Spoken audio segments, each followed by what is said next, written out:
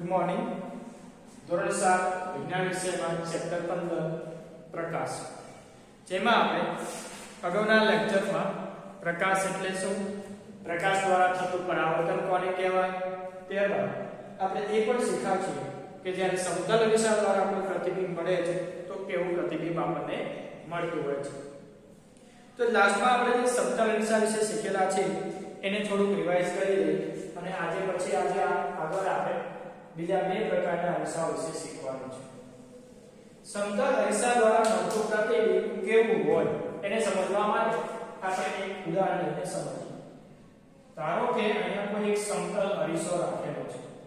તમારે સમતલ અરીસાની નિશાની વડે દર્શાવવું હોય તો આવી રીતે એક બાજુએ નમ કરેલી બાજુ અને એક ભાગે ઝડપથી બાજુ દર્શાવી શકો છો. આ શું છે? આપણો અરીસો છે.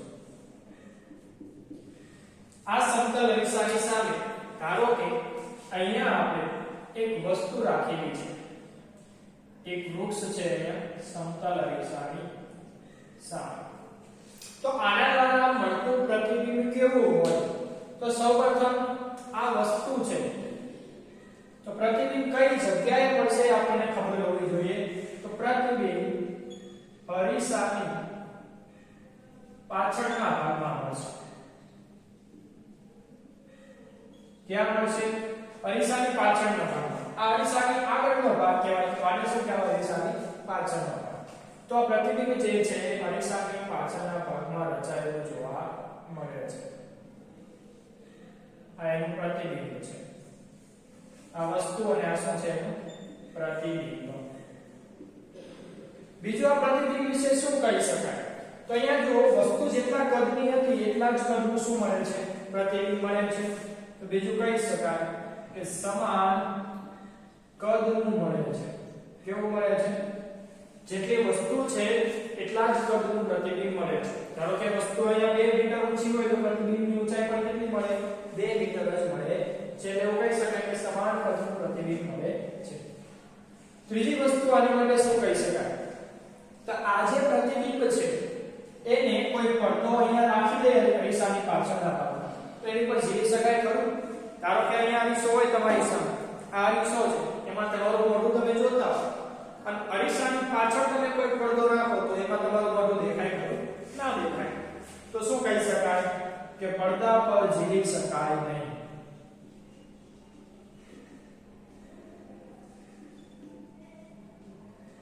જ્યારે સમતલ અરીસા દ્વારા મળતું પ્રતિબિંબ હોય એને પડદા પર ઝીલી શકાય નહીં. તો જે પ્રતિબિંબ પડદા પર ના ઝીલી શકાય એને આપણે કાલે શું કીધું હતું? આભાસી પ્રતિબિંબ મળે છે. કેવું મળે છે? આભાસી. આભાસી પ્રતિબિંબ છે એ સિવાય શું કહીશું કે અહીંયા જુઓ તો વૃક્ષ ઊભું દેખાય છે અને પ્રતિબિંબમાં પણ કેવું દેખાય છે? વૃક્ષ ઊભું જ દેખાય છે. તો પાછું શું કહી શકાય કે ચત્તુ પ્રતિબિંબ મળે છે. ચત્તુ એટલે સીધું પ્રતિબિંબ આપણને જોવા મળે છે. ઊંધું દેખાતું નથી. અને વૃક્ષ ઉપર છે, ટોચ ઉપર ટોચ દેખાય છે તો ચત્તુ પ્રતિબિંબ જોવા મળે છે. આ સિવાય કાલે આપણે જોયેલું કે વસ્તુ અરીસાથી જેટલા અંતરે રાખેલી હોય એટલા જ અંતરે આપણને શું જોવા મળે છે? પ્રતિબિંબ અરીસાથી દૂર જોવા મળે છે. એટલે કે નંબર 6 પર આપણે કહી શકીએ કે વસ્તુ અંતર બરાબર પ્રતિબિંબ અંતર. આનો મતલબ શું થાય કે જેટલા અંતરે તમે અરીસાથી દૂર વસ્તુ મૂકી છે એટલા જ અંતરે અરીસાથી દૂર શું મળશે? પ્રતિબિંબ મળશે. આને સમજવા માટે આપણે એક પ્રવૃત્તિ કરીએ. પ્રવૃત્તિ એકદમ સરળ છે. એની માટે તમારે એક સમતલ અરીસાની જરૂર પડશે. તો સૌપ્રથમ એક સમતલ અરીસો લો. આ સમતલ અરીસાને કોઈ સ્ટેન્ડ ઉપર ઊભો ગોઠવો. આપણે પ્રવૃત્તિ કરી રહ્યા છે પ્રવૃત્તિ 15.7 15.300. ત્યારબાદ તમારી પાસે જો ચેસ બોર્ડ હોય, ચેસ રમવા માટેનું બોર્ડ તમે દરેકે જોયું હશે. એનું બોર્ડ કેવું હોય? તેમાં સફેદ અને કાળા ખાનાઓ ક્રમશઃ દોરેલા હોય છે. એ ચેસ બોર્ડને અરીસાની સામેની બાજુએ આવે તો મૂકી દો. ચેસ બોર્ડના ખાનાઓ આપણને ખબર છે કઈ રીતે દોરેલા હોય છે. તો આવી રીતે ક્રમશઃ એમાં ખાનાઓ હોય છે ચેસ બોર્ડમાં. આપણે ચેસ બોર્ડ લીધું અને ક્યાં મૂક્યું? અરીસાની સામે.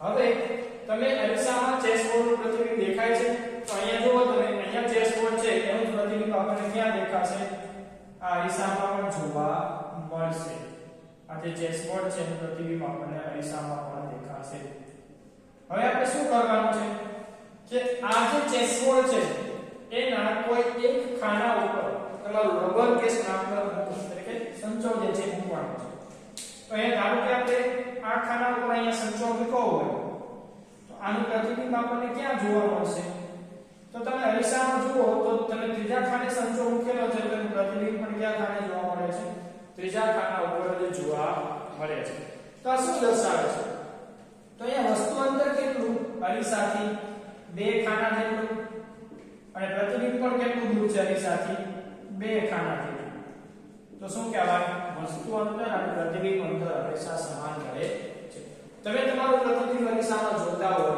તો તમે જેટલા અંતરથી અરીસાથી દૂર ઊભા હો ધારો કે 1 મીટર દૂર ઊભા રહીને તમે પ્રતિબિંબ જુઓ છો તો તમારું પ્રતિબિંબ અરીસાની પાછળના ભાગમાં કેટલા મીટર રચાશે 1 મીટર અંતરે જ રચાશે સમજાણું પછી એ તમારા અને પ્રતિબિંબ વચ્ચેનું અંતર કેટલું છે ધારો કે વસ્તુ અંતર 1 મીટર છે પ્રતિબિંબ અંતર 1 મીટર છે તો તમને એમ કે તમારા અને પ્રતિબિંબ વચ્ચેનું અંતર કેટલું તો કેટલું થશે 1 + 1 એટલે કે 2 મીટર અંતર કહેવાય સમજાણું તો આ તો સમતલ દિશા દ્વારા મળતું પ્રતિબિંબ આ સિવાય કાલે આપણે વાત કરેલી કે સમતલ અરીસામાં બાજુઓ ઉલટાય છે કઈ રીતે ધારો કે અહીંયા ડાબી બાજુએ ખોડ ચોટેલું દેખાતું હોય તો આમાં કઈ બાજુએ દેખાશે જમણી બાજુએ દેખાશે કારણ કે એની બાજુઓ શું થઈ જાય છે ઉલટા છે આ એની ડાબી બાજુ છે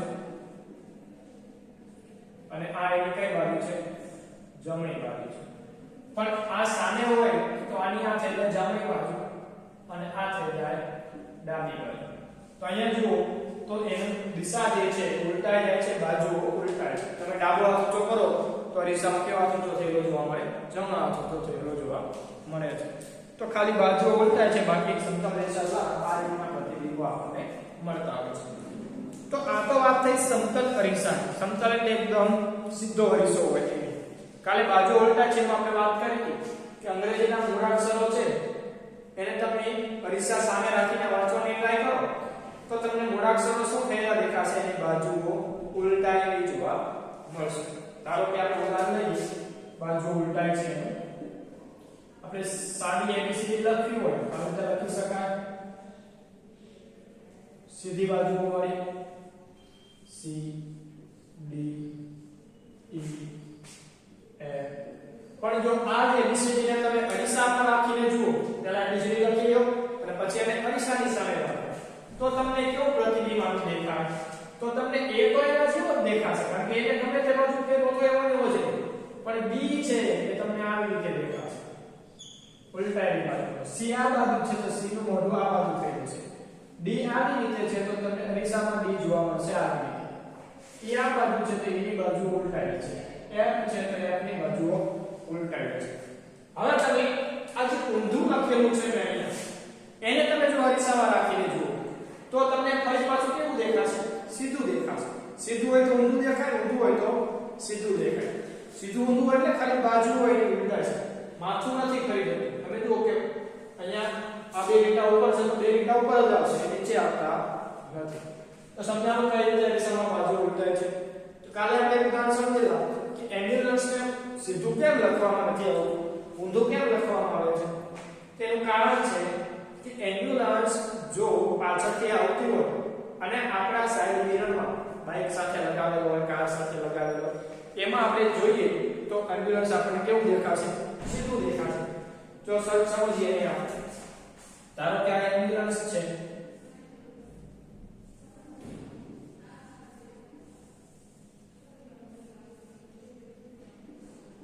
આ એમ્બ્યુલન્સ છે જો એમ્બ્યુલન્સ પાછળથી આવતી હોય એની પર આવી રીતે લખેલું હોય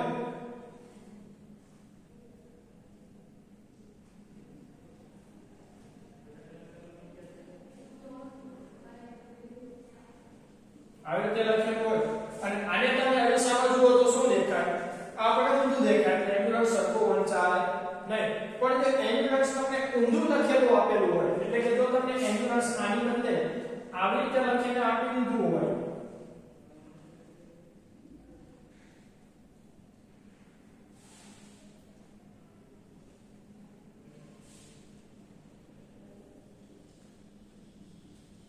આવી રીતે એમ્બ્યુલન્સ લખેલું હોય અને જો તમે સાઈડ મિરરમાંથી જુઓ તો તમને એમ્બ્યુલન્સ કેવું દેખાશે સીધું દેખાશે તો તમને ખબર પડી ગઈ પાછળ જે વાહન આવે છે શું છે એમ્બ્યુલન્સ છે એટલે તમે એને માર્ક કરી આપશો કારણ કે એમ્બ્યુલન્સ હંમેશા ઇમરજન્સીમાં હોય છે આપણે એને માર્ક કરી દેવો જોઈએ તો આ વાત થઈ કાલે જે સમતલ દિશા દ્વારા પ્રતિબિંબ જોયા એમ પણ અરીસાઓ ખાલી સમતલ હોતા નથી અરીસાઓ ક્યારેક વાંકા વળેલા એટલે કે વક્ર અરીસાઓ પણ જોવા મળે છે જેને ગોળીય અરીસાઓ કહેવામાં આવે છે આ તો સીધો અરીસો એની વાત કરીએ ત્યાં સુધી આપણે પણ હવે બીજા બે પ્રકારના અરીસા વિશે આપણે સમજવાનું છે જેને ગોળીય અરીસાઓ કહેવાય ગોળીય એટલે કે જે ગોળામાંથી બનાવવામાં આવ્યા હોય ગોળાને કાપીને બનાવવામાં આવ્યા હોય એવા અરીસાને કહેવાય ગોળીય અરીસા તો હવે આપણો નવો ટોપિક છે ગોળીય અરીસા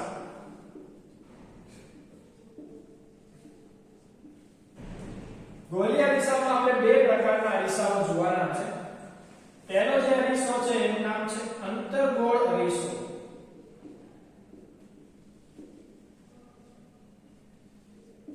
અને બીજો જે પ્રકાર છે એનું નામ છે બહિર્ગોળ અરીસો હવે અંતર્ગોળ અરીસો અને બહિર્ગોળ અરીસો કોને કહેવાય એ સમજવા માટે આપણે એક નાની એવી પ્રવૃત્તિ કરીએ તમારા ઘરે લોખંડનો સ્ટીલનો જે ચમચો હોય છે એ ચમચો તમે જુઓ તો આ રીતનો હોય છે આ ચમચાને તમે બહારની સપાટીએ તમારું મોઢું જોવાનો ટ્રાય કરો જે પાછળ વળેલી છે ને સપાટી તો તમને એમાં તમારું મોઢું જોવા મળશે અહીંયાથી જોવાનો ટ્રાય કરો તો તમને અંદરની સપાટીએ પણ તમને તમારું પ્રતિબિંબ જોવા મળશે તો જે અરીસાની બહારની સપાટી પરાવર્તક હોય જે અરીસાની બહારની સપાટી પરાવર્તક હોય એને કેવો કહેવાય બહિર્ગોળ અરીસો કહેવામાં આવે છે બહિર્ગોળ અરીસો કોને કહેવાય તો લખી દઈએ જે અરીસાની બહારની સપાટી પરાવર્તક હોય તેને બહિર્ગોળ અરીસો કહે છે એટલે કે જો કોઈ તમને અરીસો આપેલો છે આ રીતનો અને આ પાછળની બાજુ એટલે અંદરની બાજુએ રંગ કરેલો હોય આજે આપણે લીટા દર્શાવી છે શું દર્શાવે છે કે ત્યાં રંગ કરેલો છે અને આ સપાટી જે છે આ બહારની સપાટી કહેવાય જો બહારની સપાટી પરાવર્તક હોય અને એમાં તમને પ્રતિબિંબ જોઈ શકાય તો આવા અરીસાને કેવો કહેવાય બહિર્ગોળ અરીસો કહેવામાં આવે તો અંતર્ગોળ અરીસો કોને કહેવાય તો જે અરીસાની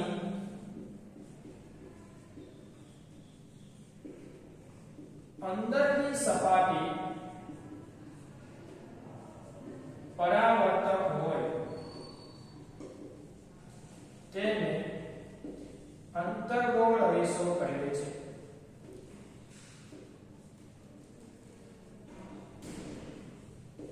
એવો અરીસો કે જેની અંદરની સપાટી પરાવર્તક હોય એટલે કે આ અરીસો કેવી રીતે બનાવેલો હોય આવી રીતે તો આવા અરીસાને શું કહેવામાં આવે છે અંતર્ગોળ અરીસા તરીકે ઓળખવામાં આવે છે અહીંયા તમે જુઓ કે આ અરીસા સીધા નથી કેવા છે ગોળ છે એટલે કે ગોળીય અરીસા કહેવાય અને કેવી રીતે બનાવેલા હોય તો ગોળીય અરીસા જે છે એ કોઈ ગોળાનો જ એક ભાગ છે આપણે સાદું ઉદાહરણ લઈએ તમારી પાસે એક બોલ હોય એ બોલને અહીંયાથી કાપી દો અને આ ભાગ જુદો થાય એટલે કેવો બની જાય આ રીતનો બની જાય જો આ બોલને આપણે અહીંયાથી કાપી દઈએ એટલે આ રીતનો ભાગ મળે તો આ રીતનો ભાગ મળે એવા જ અરીસાઓ હોય છે આજે આપણે આકૃતિ દોરી આ તો સીધી લાગે છે તમને બાકી હકીકતમાં આ અરીસો કેવો હોય આવી રીતે અડધો ગોળો કાપી લો ને એવો હોય છે તો જો આની બહારની સપાટી પરાવર્તક હોય એટલે આ બહારની સપાટી જે છે એ ચળકતી હોય જે ચમકે એવી હોય પોલિશ કરેલી હોય એમાં તમારું જો પ્રતિબિંબ દેખાતું હોય અહીંયાથી તમે જુઓ અને તમારું પ્રતિબિંબ આમાં દેખાતું હોય તો આ કેવો અરીસો કહેવાય બહિર્ગોળ અરીસો પણ જો એની અંદરની બાજુએ આજે અંદરની બાજુ વધે ને ગોળોને તમે આવી રીતે ઉપાડીને જુઓ, આવી રીતે આપણે ગોળો કાપ્યો એની આજે અંદર બાજુ જે છે એ અંદરની બાજુ જો પરાવર્તક હોય અને અંદરની બાજુએ તમને તમારું પ્રતિબિંબ દેખાતું હોય તો કેવો અરીસો કહેવાય ને? અંતર્ગોળ અરીસો તરીકે ઓળખવામાં આવે છે. બહિર એટલે બહાર અને અંતર એટલે અંદર. તો આ બે પ્રકારના અરીસા અને અરીસા દ્વારા મળતા પ્રતિબિંબને આપણે ચર્ચામાં લેવાનું છે કે કયા અરીસા દ્વારા કયા પ્રકારનું પ્રતિબિંબ મળે છે. એની માટે એક પ્રવૃત્તિ આપણે કરીએ. પ્રવૃત્તિ નંબર 15.5. એક સ્ટેનલેસ સ્ટીલની ચમચી કે ચમચો લો અને પાછળથી બહારનો ભાગ તમારી મોં સામે રહે એવી રીતે રાખો. શું તમને તેમાં પ્રતિબિંબ દેખાય છે? તમારી ઘરે ચમચી કે ચમચો તો હોવાનો જ, એને તમે શું કરો? તમારી સામે આવી રીતે રાખો. કઈ રીતે? કે એની પાછળનો જે ભાગ છે, આવો ઉપસેનો જે ભાગ હોય ને, આ જે ભાગ છે એ તમારા મોઢાની સામે રહે એવી રીતે તમે આને સામે રાખો. શું તમને આમાં તમારું પ્રતિબિંબ દેખાય છે? તો હા, કારણ કે સ્ટેનલેસ સ્ટીલનો ચમચો હોય એની બહારની સપાટી કેવી હોય છે? ચળકતી હોય છે. એમાં તમને તમારું પ્રતિબિંબ દેખાય છે. આગળ જોઈએ, શું આ પ્રતિબિંબ સમતલ અરીસાના પ્રતિબિંબ જેવું જ મળે છે કે જુદું મળે છે? તમારે જાતે તમે પ્રવૃત્તિ કરીને જોશો તો ખબર પડશે કે સમતલ અરીસામાં સીધું પ્રતિબિંબ મળતું હોય, પણ આમાં તમે પ્રતિબિંબ જુઓ તો એટલું બધું સીધું મળતું નથી. આમાં પ્રતિબિંબ સમતલ અરીસા કરતા કેવું મળે છે? જુદું મળે છે.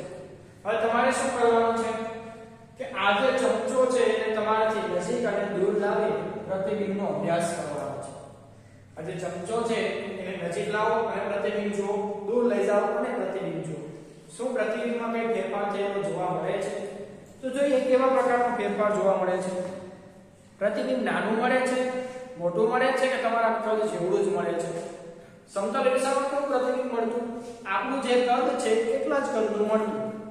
પણ અહીંયા આ અરીસામાં એવું પ્રતિબિંબ આપણને મળશે ને, કાં તો નાનું મળશે કાં તો મોટું પ્રતિબિંબ આપણને જોવા મળશે. તો કેવું પ્રતિબિંબ મળે છે?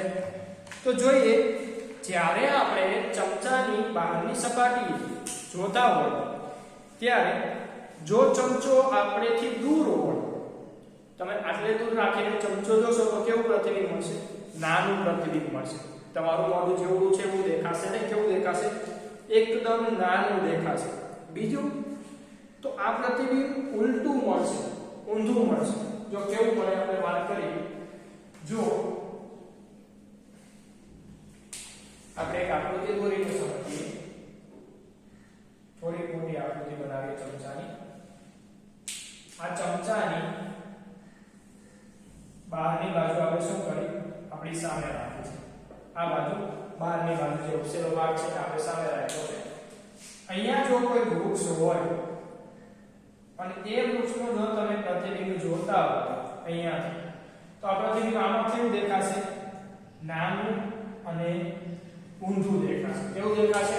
એક તો નાનું દેખાય છે અને ઊંધું દેખાય છે. ક્યારે? કે જ્યારે તમે વસ્તુને ક્યાં રાખો છો? દૂર રાખો છો ત્યારે.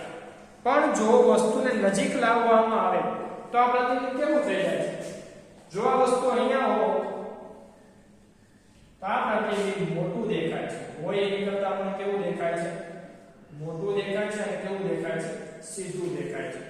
તમે જાતે ટ્રાય કરજો, ચમચો લઈને નજીક લાવીને જોજો અને દૂર રાખીને જોજો તો તમારા પ્રતિબિંબમાં શું ફેરફાર થાય છે એ સાથે સાથે નોટબુકમાં લખતા જજો કે નજીક હોય ત્યારે પ્રતિબિંબ કેવું દેખાય છે.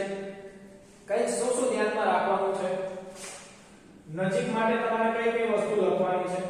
તો નજીક માટે એ જોવાનું છે કે પ્રતિબિંબ નાનું છે કે મોટું. પહેલી કોઈ કે પ્રતિબિંબ નાનું મળે છે કે મોટું મળે છે. બીજું આપણે શું ધ્યાનમાં રાખવાનું છે? સીધું મળે છે કે ઊંધું મળે છે? સીધું ઊંધું એટલે જો વૃક્ષ આપણે જોતા હોય તો સીધું હોય તો સીધું લાગે અને આને કેવું કહેવાય? આ ઊંધું પ્રતિબિંબ કહેવાય. તો એ જોવાનું છે કે પ્રતિબિંબ સીધું મળે છે કે ઊંધું મળે છે. તમારે જાતે ટ્રાય કરો. નજીક હોય ત્યારે કેવું દેખાય છે અને અરીસાથી આપણે વસ્તુને દૂર રાખી ત્યારે કેવું દેખાય છે. તો ચમચો નજીક લાવીને જુઓ અને ચમચો દૂર રાખીને જુઓ. પ્રતિબિંબમાં કઈ ફેરફાર દેખાય છે કે નથી દેખાતો? તો તમે જોશો કે જ્યારે નજીક હોય વસ્તુ કેવી હોય નજીક હોય ત્યારે પ્રતિબિંબ મોટું દેખાય છે અને કેવું દેખાય છે સીધું દેખાય છે પણ જો વસ્તુને તમે દૂર રાખેલી હોય તો પ્રતિબિંબ નાનું દેખાય છે અને કેવું દેખાય છે ઊંધું દેખાય છે પછી સીધું દેખાતું નથી તો આ વાત થઈ ગોળીય અરીસા દ્વારા મળતું પ્રતિબિંબ હવે મને એ કહો કે આ જે ચમચો છે એ બહારની સપાટી કયા પ્રકારનો અરીસો છે તો અહીંયા બહારની સપાટી પરાવર્તક છે તો એ કેવો અરીસો થાય બહિર્ગોળ અરીસો તો બહિર્ગોળ અરીસા દ્વારા મળતા પ્રતિબિંબ આપણે જોવાના છે તે કેવા મળે પછી આપણે જોઈશું અંતર્ગોળ અરીસા દ્વારા મળતા પ્રતિબિંબ અને એ કેવા મળે છે તેને પણ આપણે જોઈશું તો આ રીતે આગળ ચર્ચા કરતા રહીશું અને આપણે સમજીશું તેના પ્રતિબિંબો કેવા મળે છે અહીંયા સુધીમાં કોઈને કંઈ પ્રશ્ન હોય તો પૂછી લ્યો